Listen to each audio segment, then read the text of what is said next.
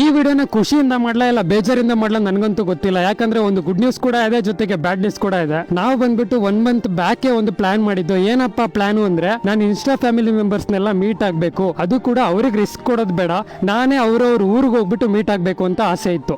ಇಡೀ ಕರ್ನಾಟಕ ಟ್ರಿಪ್, ಅದು ಕೂಡ ಸೋಲೋ ರೈಡ್. ಸೊ ಈ ರೈಡ್ಗೆ ಸ್ವಲ್ಪ ಅಮೌಂಟ್ ಕೂಡ ಬೇಕಾಗುತ್ತೆ. ನಾವೇನ್ ಮಾಡ್ತೀವಿ, ಸ್ವಲ್ಪ ಕೆಲಸದ ಕಡೆ ಬಿಸಿ ಆಗ್ಬಿಡ್ತೀವಿ. ಅಂತೂ ಫುಲ್ 2 ವೀಕ್ಸ್ ಇಂದ ಫುಲ್ ಲಕ್ಷಗಟ್ಟಲೆ ಅಮೌಂಟ್ ಏನು ಅರೇಂಜ್ ಮಾಡ್ಲಿಕ್ಕೆ ಆಗ್ಲಿಲ್ಲ.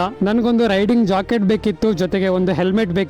ಅದಕ್ಕಾಗ ಅಷ್ಟು ಅಮೌಂಟ್ ನ ಅರೇಂಜ್ ಮಾಡ್ಕೊಂಡಿದೀವಿ. ಆದಷ್ಟು ಬೇಗ ಹೋಗ್ಬಿಟ್ಟು ರೈಡಿಂಗ್ ಜಾಕೆಟ್ ಅಂಡ್ ಹೆಲ್ಮೆಟ್ ನ ಪರ್ಚೇಸ್ ಕೂಡ ಮಾಡ್ತೀವಿ. ಬ್ಯಾಡ್ ನ್ಯೂಸ್ ಅನ್ನಲ್ಲ, ಲಿಟ್ರಲಿ ನೋಡಿ ಗೈಸ್, ನಾನು ನಿಮ್ಗೋಸ್ಕರ ನಿಮ್ನ ಮೀಟ್ ಆಗ್ಬೇಕು ಅಂತ ಹೇಳಕ್ಕೋಸ್ಕರ 2 ವೀಕ್ಸ್ ಇಂದ ವಿಡಿಯೋಸ್ ಅಪ್ಲೋಡ್ ಮಾಡಿಲ್ಲ.